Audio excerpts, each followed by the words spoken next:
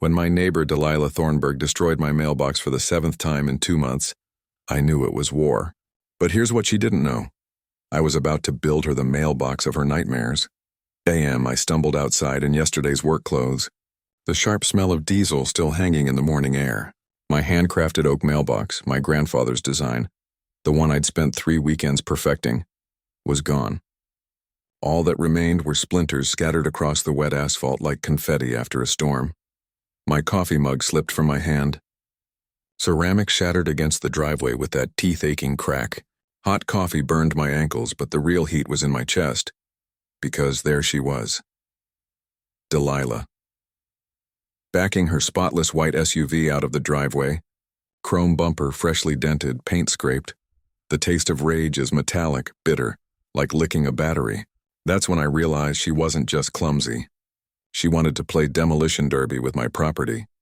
Fine, I'd build something she couldn't break. What would you do if someone kept destroying your property? Tell me where you're watching from. Does this kind of thing happen everywhere? Let me back up. My name's Marcus Ricks, 52 years old, recently divorced. Moving to Willowbrook subdivision was supposed to be my fresh start. After 20 years in the Navy Seabees, the guys who build airstrips under fire and bridges while being shot at, civilian life sounded simple.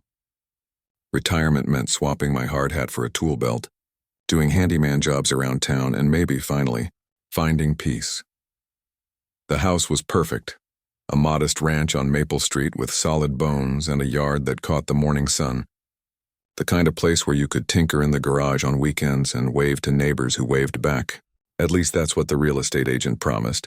What she didn't mention was the HOA, Willowbrook Homeowners Association, established 1987, with more rules than a military base and twice the red tape. The neighborhood looked like something out of a catalog. Manicured lawns, spotless driveways, and identical mailboxes. Every house painted in one of 3 approved shades, cream, sage, or warm beige, which all looked exactly the same. And ruling over this suburban kingdom? Delilah Thornburg. Delilah was 47, a real estate agent with prestige listings, and a self-appointed enforcer of neighborhood purity. Picture it. Perfectly styled blonde hair that never moved. Designer workout clothes she'd never sweat in, and a white Cadillac Escalade polished to a mirror shine. She also happened to be the HOA treasurer, 6 years running unopposed. The first time we met, I was installing my grandfather's mailbox. It was beautiful. Solid oak, hand-carved details, a small peaked roof that reminded me of the cottage where Gramps taught me woodworking as a kid. The smell of cedar shavings and linseed oil took me straight back to his workshop. A place where mistakes were lessons and everything was built to last. I was tightening the final bolt when I heard gravel crunch behind me, heels clicking on my driveway. "Excuse me," came a voice like honey poured over broken glass. "I'm Delilah Thornburg, HOA treasurer. That mailbox is not in compliance with community standards."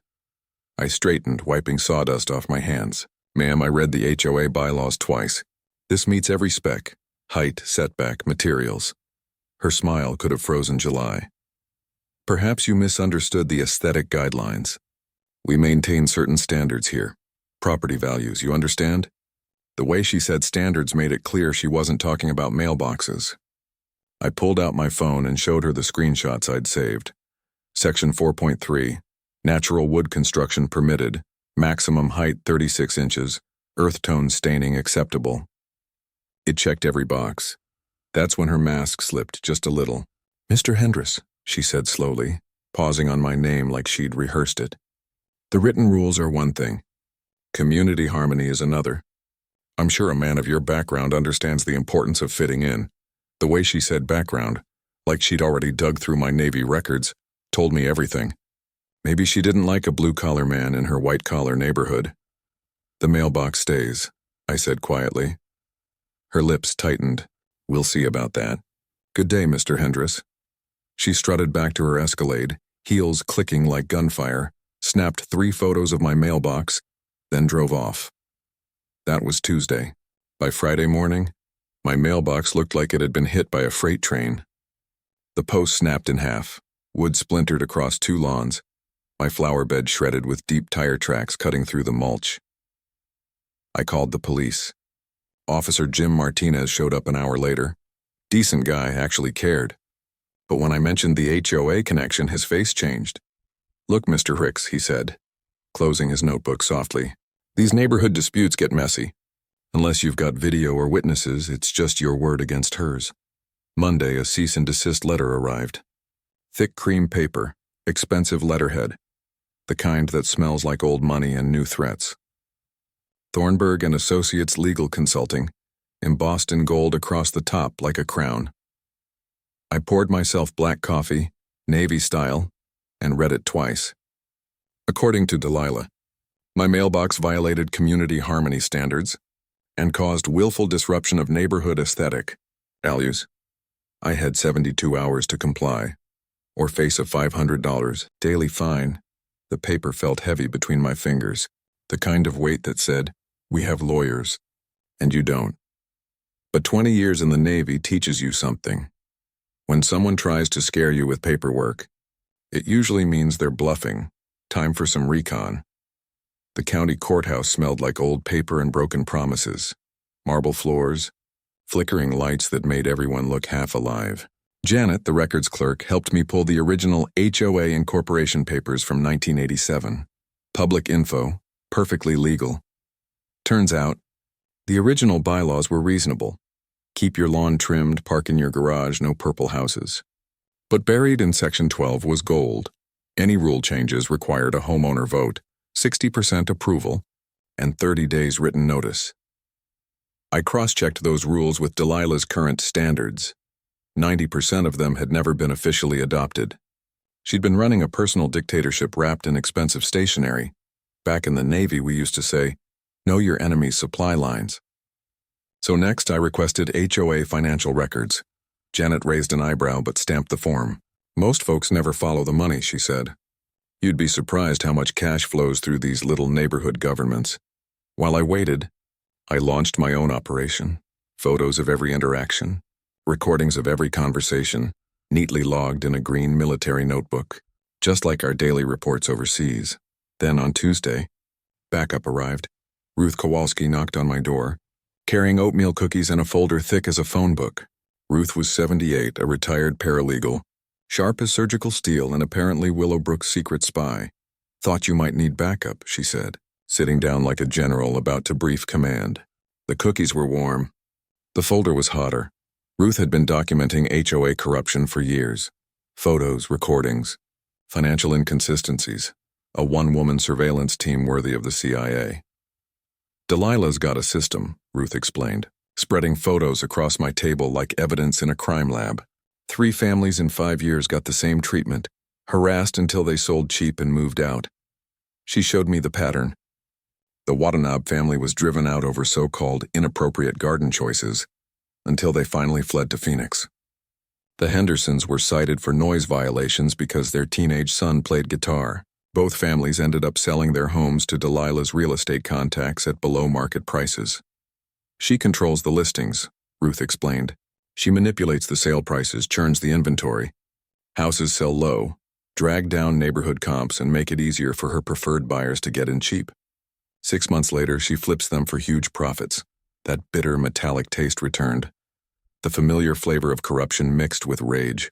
This wasn't just personal harassment anymore. It was systematic gentrification, engineered for profit.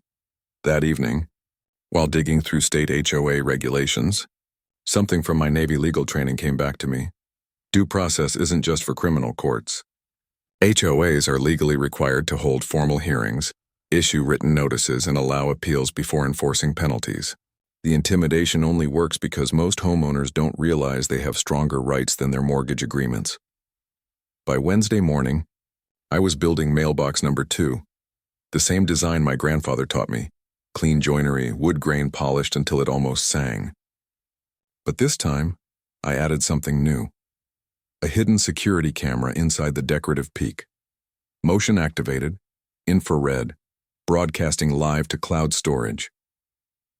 The craftsmanship lasted exactly 4 days. Sunday, 3:01 a.m., my phone buzzed. Motion alert. On the live feed, a dark SUV crept up my street, headlights off, prowling like a predator. Someone stepped out with a baseball bat and in under 2 minutes destroyed 3 weekends of work. The license plate was covered, but the body style was unmistakable, especially that rear quarter panel dent. The same one I'd seen countless times before. Delilah's Escalade had just confessed, in high-definition infrared. I smiled in the dark, already planning my next move. She wanted to escalate? Perfect. Time to show her what a real engineer could do when properly motivated. Her next strike came Thursday morning, disguised as community concern. A petition was taped to my front door like a modern-day scarlet letter. Willowbrook. Homes under contract right now, all priced 15 to 20% below market. If property values are supposedly dropping because of you, that only helps her flip them later for more profit. The smell of conspiracy hung in the air like stale cigarette smoke. Delilah wasn't just tormenting me for fun. She was manufacturing a neighborhood crisis to justify cheap acquisitions and massive resale profits. Every family she'd driven out had sold low to her company, temporarily depressing values for strategic gain. Tuesday's emergency meeting was going to be very interesting. When the day finally came, it felt like Judgment Day. The autumn air carried the scent of dying leaves and dying lies. The meeting was set for 7 p.m. at the community center, that beige shrine to suburban conformity, still reeking of industrial carpet cleaner and 3 decades of petty grievances. By 6:30, the parking lot was packed tighter than a Navy mess hall. More residents had shown up than I'd ever seen before. Delilah had planned a public execution, mine. I arrived at exactly 7 wearing my best Navy shirt, not the uniform, but the confidence earned through 20 years of facing hostile rooms. Ruth flanked my left, sharp and steady in her courtroom suit. Jorge covered my right, carrying more recording devices than a documentary crew. The room buzzed with tension that tasted like copper and fear. Over 40 residents filled the metal folding chairs, their whispers fading the moment we walked in. Fragments floated in the air. That's him. Property values. Finally, something's being done. Delilah stood at the podium like a general addressing her troops. Polished navy blazer, perfect hair, and a projector screen behind her displaying the HOA logo next to the evening's agenda. Emergency action, community safety and property value protection. Behind her sat the board, the self-appointed suburban elite. Cornelius Blackwood, tan and smug in his golf shirt. Sandra Mills gripping her notepad like a shield. And Robert Jules staring anywhere but forward. "Thank you for coming on such short notice," Delilah began, her voice a blend of honey and broken glass. "We face a serious threat that requires immediate community action." Click. My house filled the screen like a mugshot. Red arrows pointed at my mailbox, my flower beds. My driveway, every inch painted as evidence of moral decay. "Over the past month," she continued, clicking through slides that made my property look like a crime scene, "we've documented multiple violations by Mr. Marcus Hendricks, non-conforming structures, unauthorized modifications, commercial vehicle infractions, and aggressive behavior toward longtime residents." The crowd's disapproval hit like a physical wave. Ms. Patterson shook her head sadly. The Johnsons whispered behind their hands as if discussing a terminal diagnosis. My jaw tightened until it ached. The taste of injustice was bitter, like black coffee laced with battery acid. Then Delilah went in for the kill. "The real crisis," she said, lowering her voice to a feigned urgency, "is the devastating impact on property values. Our analysis shows a sharp decline since Mr. Hendricks moved in." The next slide showed the same falsified data Jorge had uncovered. My move-in date marked like the start of an outbreak. That's when Ruth struck, fast and precise. "Point of order," she said, her voice cutting through the tension like a gavel in a courtroom.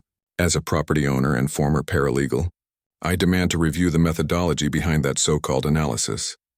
Delilah's smile flickered like a dying light bulb. "Mrs. Kowalski," she started. But Ruth stepped forward, snapping her folder open.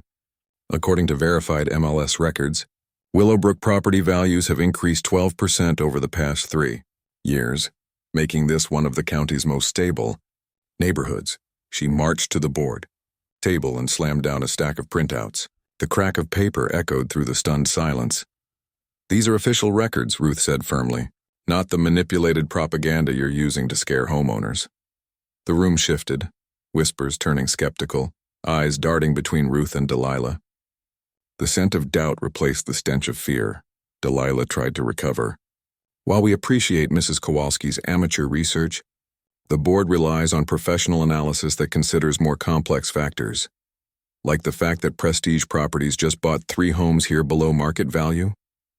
Jorge cut in, his calm voice slicing through her stammering, all from families who sold right after sudden HOA violations appeared. Now the crowd turned. Faces once hostile toward me were filled with suspicion, not at the accused but the accuser. The metallic taste of mob energy filled the room again, but this time, Delilah was the target. "Mr. Santos, you're out of order," she snapped, losing her grip. "This meeting is about community safety, not your conspiracy theories." Conspiracy? I stood slowly, letting 20 years of military authority fill my voice. The room fell silent. "You mean the conspiracy to forge HOA bylaws that don't exist?" I opened my folder like it was a weapon. According to the original 1987 incorporation documents, 90% of your so-called violations are complete fiction. Gasps rippled through the audience. Cornelius turned pale. Sandra's pen shook against her notepad. "And there's more," I continued, pulling out printed screenshots. "We have visual proof of a coordinated harassment campaign, designed to force families into selling their homes below market value to Prestige Properties." The room exploded in chaos. Voices shouting questions, accusations, demands. The carefully planned execution had turned into a public uprising, with Delilah now on the chopping block. "This is inappropriate," she screamed, clicking her remote frantically like she could regain control. "These are baseless claims from a disgruntled resident."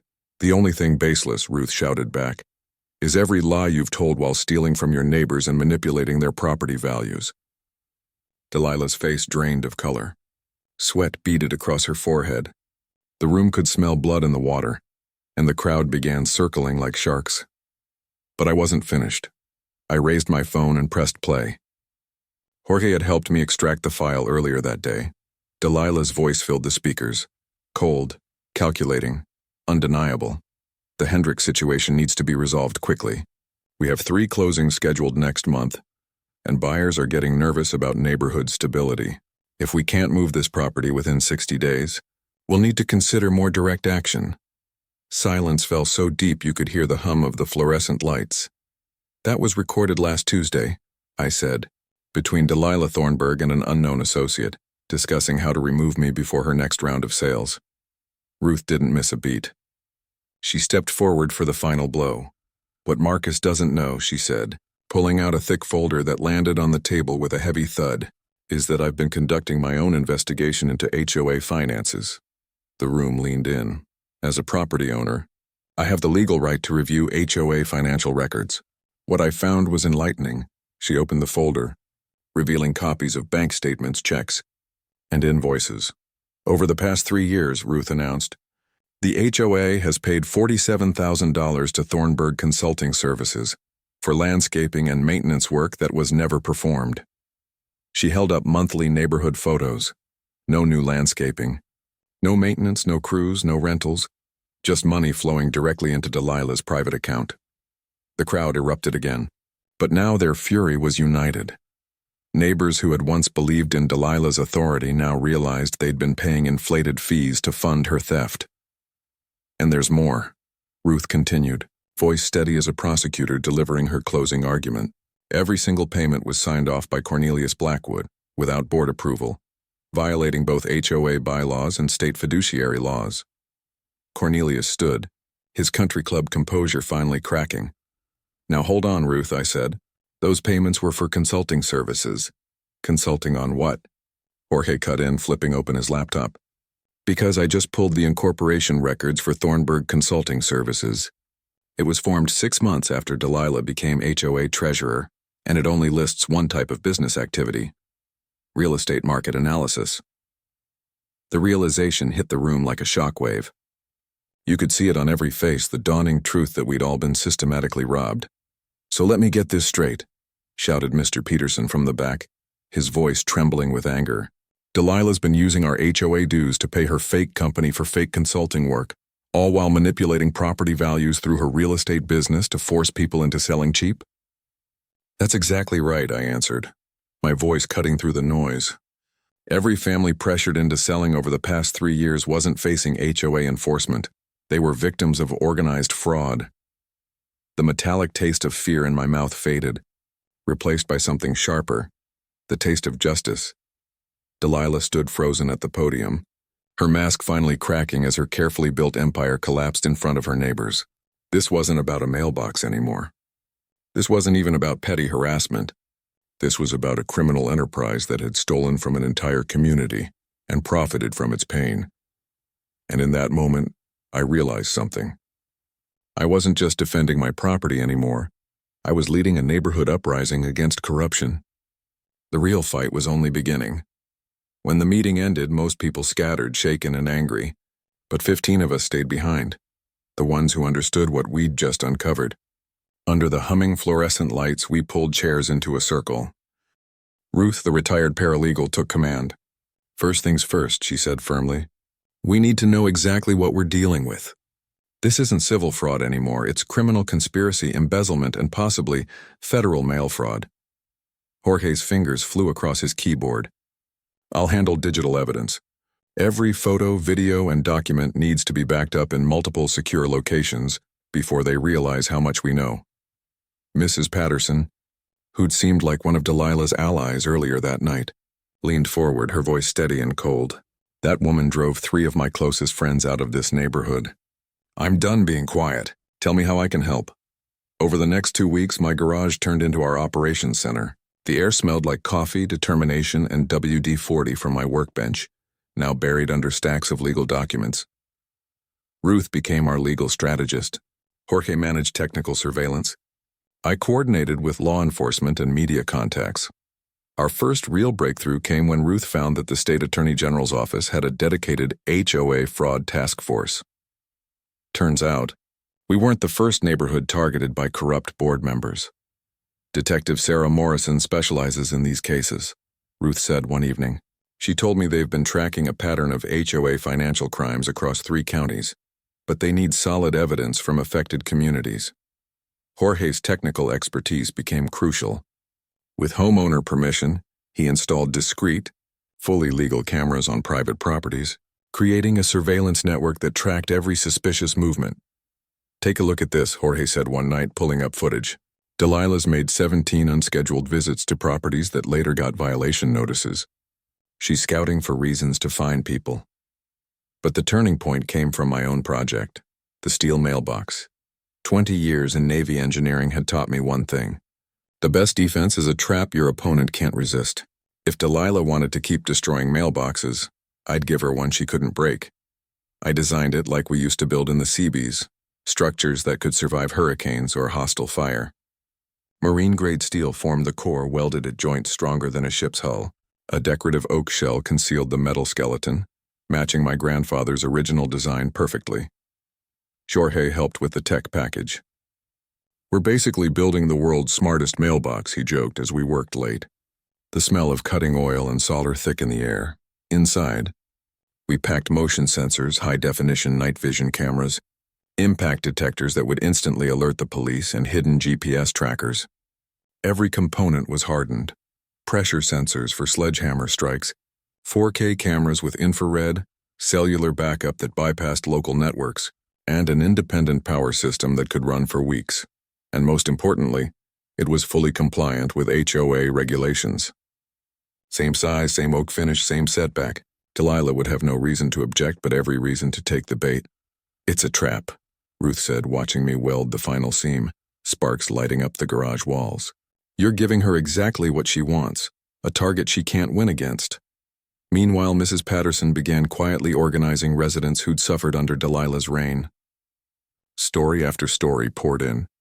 The Wadab family was cited for culturally inappropriate landscaping after planting a Japanese garden. The Rodriguez family got repeated noise complaints just for speaking Spanish in their own backyard. A pattern emerged. Anyone who didn't fit Delilah's narrow vision of perfect suburbia was targeted. Detective Morrison guided us through the legal strategy. HOA board members have a fiduciary duty to serve their community, she explained during one of our interviews. When they use that power for personal gain, It's not just unethical, it's criminal. She outlined the charges we could pursue: embezzlement for the fake consulting payments, conspiracy for coordinated harassment, mail fraud for abusing HOA correspondence, and even civil rights violations for discriminatory enforcement. The key, Morrison said, is proving intent. We need to show this wasn't bad judgment, it was a deliberate criminal operation. And that's exactly what we set out to do. The evidence was piling up by the day. Jorge's surveillance network captured Delilah meeting with contractors, discussing improvement opportunities for homes that hadn't even sold yet. Ruth's financial audit revealed payment patterns that lined up perfectly with the harassment campaigns. Meanwhile, my steel mailbox was nearly finished, a monument to engineering overkill, and the perfect bait for what was coming. But Delilah was unraveling. Her composure cracked like glass under pressure.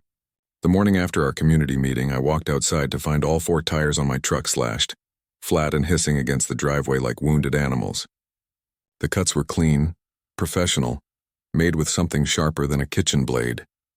The metallic scent of exposed steel belting mixed with the acrid tang of leaking air. Jorge's cameras had caught everything. 2:47 a.m., a hooded figure moving with practiced precision. The face was hidden, but the body language was unmistakable. That posture, that stride. It was Delilah. She's escalating faster than we anticipated, Ruth said that afternoon, eyes fixed on Jorge's laptop. My garage still smelled like cutting oil and hot metal from the Mailbox project, now sitting in the corner like a sleeping beast. But the tire slashing was just the opening act. 2 days later, a county building inspector showed up at my door, grim, clipboard in hand, attitude to match. "Mr. Harris," he said flatly, "we've received complaints about unpermitted construction activities. I need to inspect your property for code violations. The anonymous complaint accused me of running an illegal welding business, storing hazardous materials, and constructing military-grade fortifications in a residential zone. Technically, every detail had a sliver of truth, but all of it was twisted beyond recognition. Yes, I had welding gear. Yes, I stored propane and cutting gas for home projects. And yes, my mailbox could probably stop a tank, but it was still just a mailbox." The inspector spent 3 hours documenting every inch of my garage with the precision of a crime scene tech. His pen scraped against the clipboard like fingernails on a chalkboard. "You'll need permits for this setup," he said finally, handing me a violation notice thick as a magazine. "All construction must stop until approval. Minimum 60 days. 60 days. Just enough time to delay me past Delilah's property closing deadlines." Clever. Ruth would have called it weaponized bureaucracy. But the real blow came that afternoon. A process server appeared at my doorstep. Expression neutral, voice robotic. "Marcus Harris, you've been served." The papers hit like a gut punch, a restraining order and an emergency injunction. Filed by concerned Willowbrook residents, they claimed, I posed a danger to neighborhood safety. The petition included sworn affidavits from 12 homeowners describing me as unstable, aggressive, and obsessed with surveillance. They accused me of constructing weapons-grade fortifications. The restraining order banned me from HOA meetings, prohibited contact with board members, and labeled my garage a potential hazard. The injunction froze all construction and demanded I remove all unauthorized surveillance devices within 48 hours. Both were signed by Judge Harold Petton, Cornelius, Blackwood's golf buddy and country club drinking partner. The taste of corruption is unmistakable once you know it. Bitter, like burnt coffee laced with acid. That night, we regrouped in Jorge's garage instead of mine. The air smelled of solder, circuitry, and fury. Legal documents covered his workbench like battle plans. "This is checkmate territory," Ruth said, her paralegal instincts kicking in. "They're using the legal system as a weapon, and they've got a friendly judge rubber-stamping everything." Jorge pulled up his footage from the past week. "Look at this pattern," he said, tapping keys in quick bursts. "Delilah's been visiting the same 12 houses that signed those affidavits. Clipboard in hand, same 15-minute meetings. Every single one. The video showed uncomfortable homeowners signing papers, their faces tense and uneasy. She's coercing them," I said quietly. "I've seen that look before. Someone's being pressured.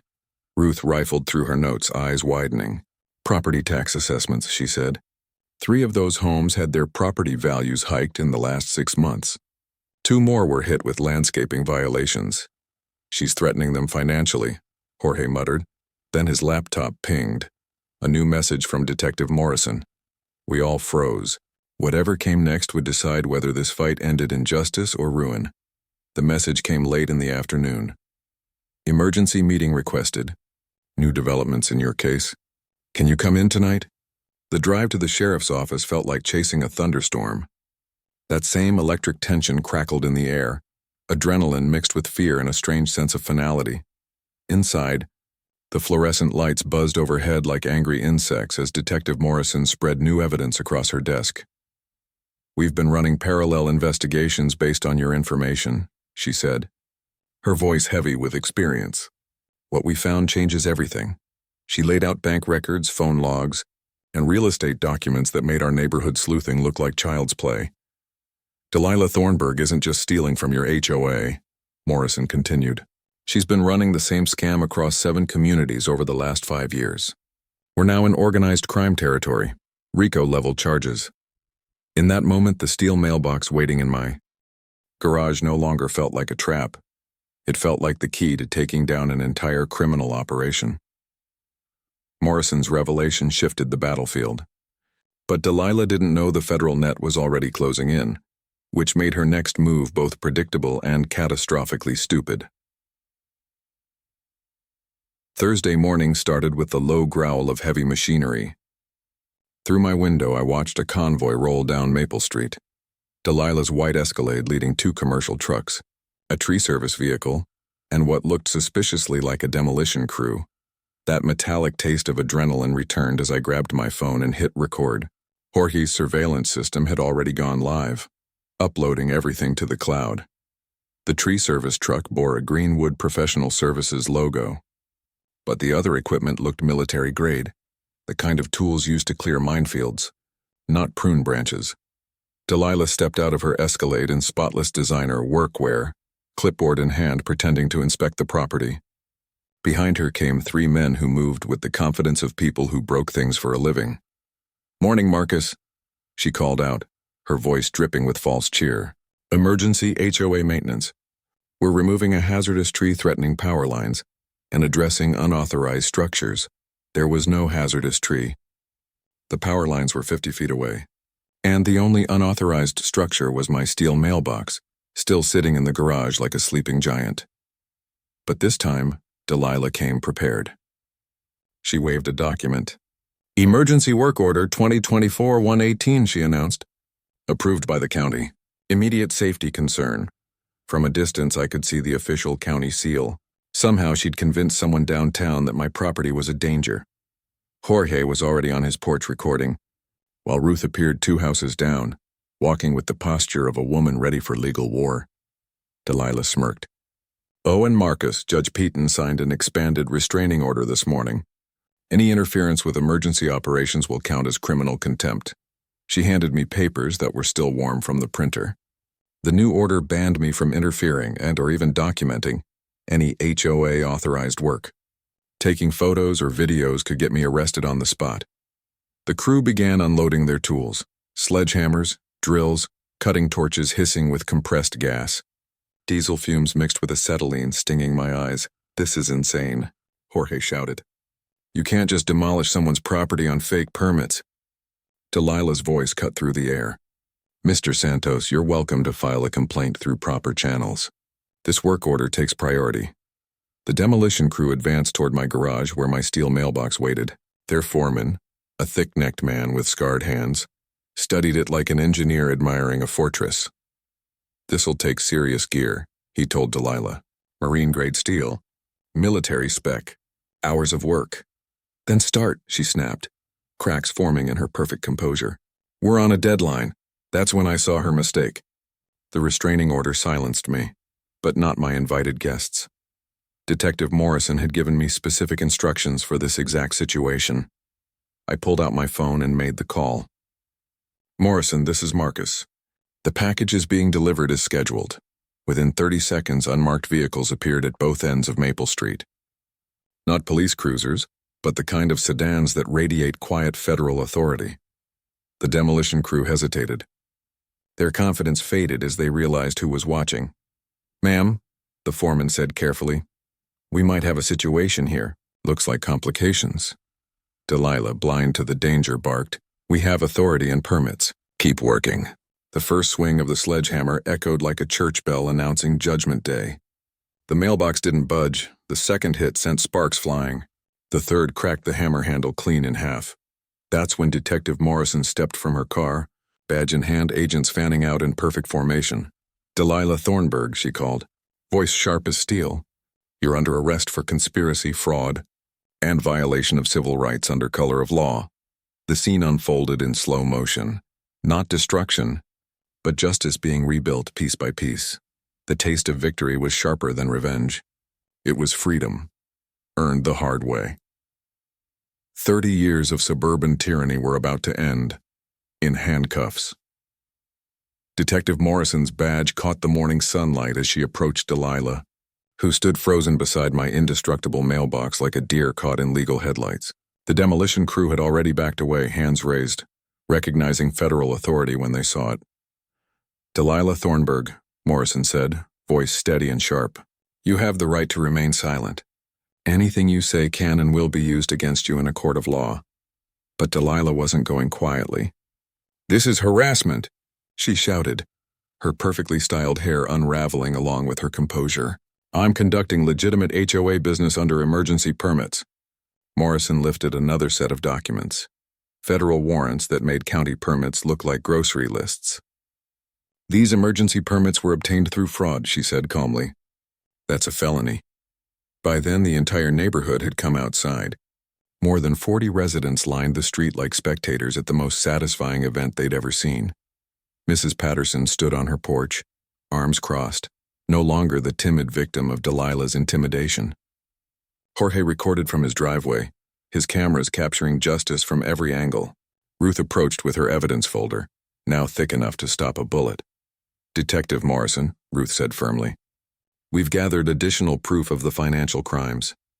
But the real showstopper came when Cornelius Blackwood's BMW screeched around the corner. Gone was his country club composure. He jumped out in golf clothes, sweating and pale. "Delilah, what the hell is happening here?" he barked, and then froze when he saw the federal agents. "Mr. Blackwood," Morrison said politely, "we'll need you to come with us as well. You're facing charges of conspiracy and aiding and abetting fraud." The demolition crew's foreman tried to quietly disappear, packing his tools as if that might erase his involvement. "Mr. Vincent Torres," Morrison called, nodding to her team, "you're also under arrest for conspiracy and property destruction." Torres dropped his sledgehammer. It hit the concrete with a sharp clang that echoed like a judge's gavel. "Lady, I just work here. She hired us through normal channels. Channels you knew were being used for criminal activity," Morrison replied. "We've documented your crew at 6 other fraudulent demolition sites." That's when the local news van pulled up. Channel 7's investigative reporter, Sarah Jules, had been following our story since Jorge tipped her off 2 weeks earlier. Her camera crew rolled as the scene unfolded, Delilah in handcuffs, Cornelius hiding behind his BMW, the unbreakable mailbox gleaming behind them, and 40 neighbors witnessing their so-called leader's fall. "This is Sarah Jules reporting live from Willowbrook subdivision," she began, her voice crisp and commanding. "Federal agents have just arrested the HOA treasurer and president for a multi-year fraud scheme targeting homeowners." Then she turned to me, microphone in hand. "Mr. Hendricks, you've been at the center of this investigation. How did this all start?" The taste of vindication filled my mouth. "It started with a mailbox," I said, nodding toward the steel monument behind me, a design by my grandfather that Delilah decided didn't meet her standards. What we found was that she'd been stealing from her neighbors for years, manipulating property values for personal gain. "The charges are extensive," Jules continued, checking her notes. "Embezzlement, conspiracy, mail fraud, and civil rights violations. Sources confirm similar scams across 3 counties. From the back of a federal vehicle, Delilah made one last desperate attempt to reclaim control. "You have no idea what you've done," she screamed. "Property values will collapse without proper management. This neighborhood will turn into a slum. The crowd's response was instant. Laughter, shouts, applause. Good riddance, someone yelled. Take your property values and shove them. Even Mrs. Patterson clapped. Then Ruth stepped forward, her paralegal training shining through. She faced the camera with calm precision. What Miss Thornburg fails to understand, Ruth said, is that real property value comes from trust, not fear or manipulation. She destroyed that trust the moment she started stealing from her neighbors.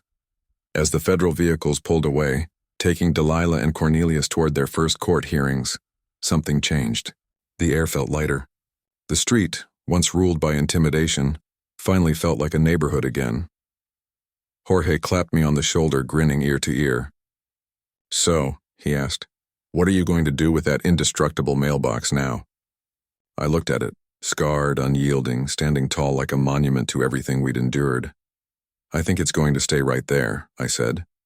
A reminder that sometimes you have to build something unbreakable to finally break what needed breaking. 6 months later, I stood in my driveway at sunrise, coffee in hand, watching the neighborhood wake up peacefully. For the first time in years, Delilah got 5 years in federal prison, Cornelius got 3, and a lifetime ban from serving on any HOA board. Torres flipped, earning 18 months plus community service.